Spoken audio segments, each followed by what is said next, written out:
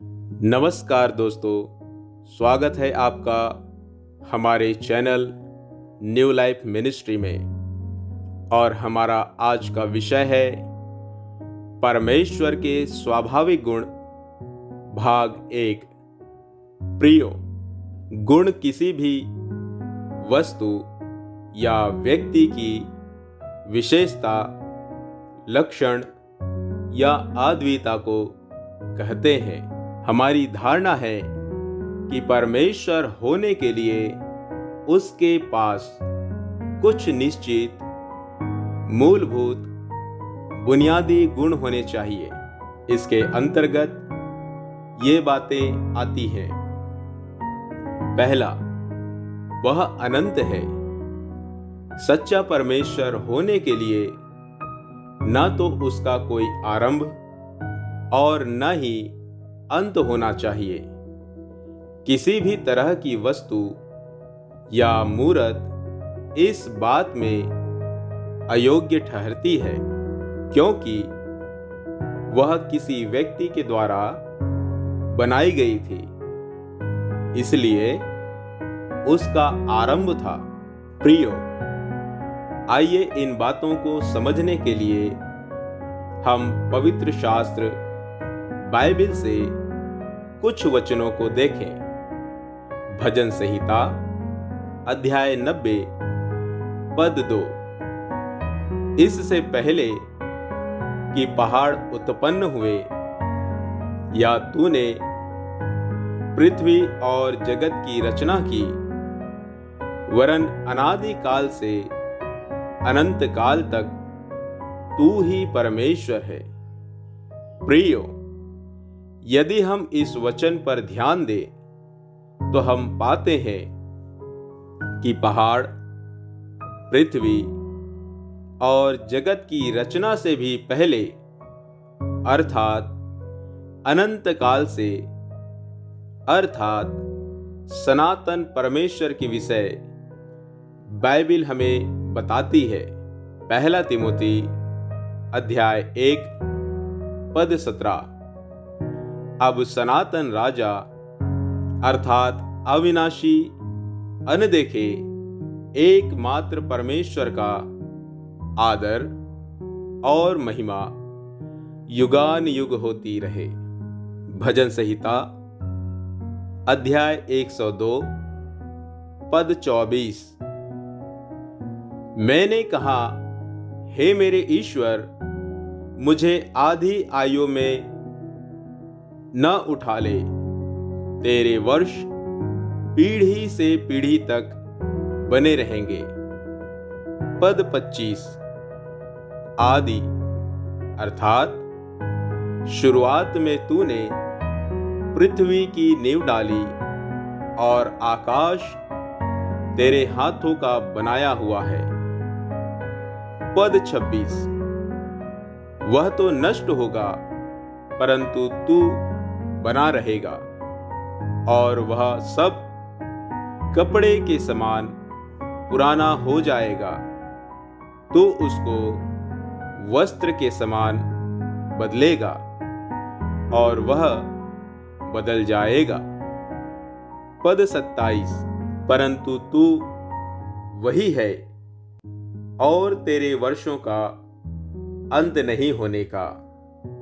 प्रियो, हमने इन आयतों में पाया कि मनुष्य की एक आयु सीमा है और परमेश्वर ने आदिकाल से कैसे पृथ्वी की नींव डाली। आकाश उनके हाथों की हस्तकला है और बाइबिल हमें बताती है कि एक दिन मनुष्य, पृथ्वी, आकाश, संसार एवं इसमें की चीजें सब कुछ नष्ट हो जाएगा, परंतु परमेश्वर अनंत काल तक बना रहेगा, क्योंकि परमेश्वर के वर्षों का अंत नहीं है। प्रियो, मनुष्य अपनी सीमित बुद्धि से ईश्वर की कल्पना करता है, और विचारता है कि कण कण में ईश्वर है।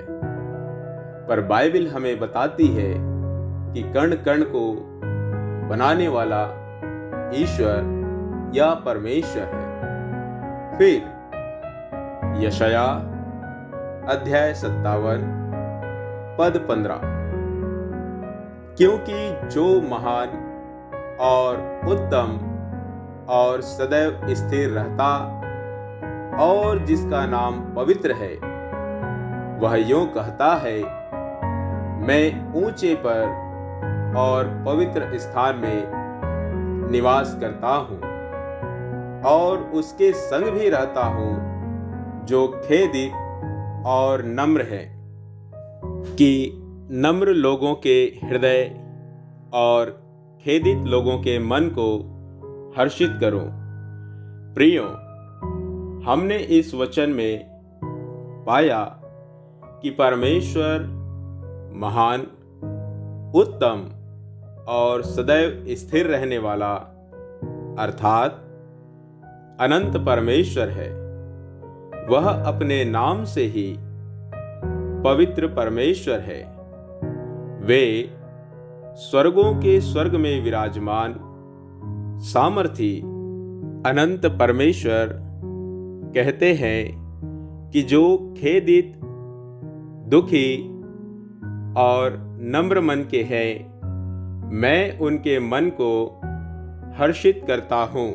सो प्रियो, हमने पहले पॉइंट में परमेश्वर के अनंतता को देखा कि परमेश्वर अनंत है। दूसरा पॉइंट, वह अपरिवर्तनीय है। परमेश्वर की संरचना ही ऐसी है कि वह बदल नहीं सकते। आइए इन्हें हम बाइबल के वचनों के द्वारा समझने का प्रयास करें। मलाकी की पुस्तक अध्याय 3 पद 6, क्योंकि मैं यहोवा अर्थात परमेश्वर बदलता नहीं। याकूब 1 अध्याय पद 17, क्योंकि हर एक अच्छा वरदान और हर एक उत्तम दान ऊपर ही से है और ज्योतियों के पिता की ओर से मिलता है, जिसमें ना तो कोई परिवर्तन हो सकता है और ना अदल बदल के कारण उस पर छाया पड़ती है। सो प्रियो, इन वचनों के द्वारा हम पाते हैं कि परमेश्वर अपरिवर्तनीय परमेश्वर है। हमारा परमेश्वर कभी भी बदलने वाला परमेश्वर नहीं है। प्रियो, मैं आशा करता हूं कि आप इस छोटे से संदेश के द्वारा जरूर आशीषित हुए हैं। सो प्रियो, परमेश्वर के इस छोटे से संदेश को अपने प्रियजनों के साथ जरूर साझा करें और लोगों के लिए आशीष का कारण बने। परमेश्वर आप सबों को आशीष देवे।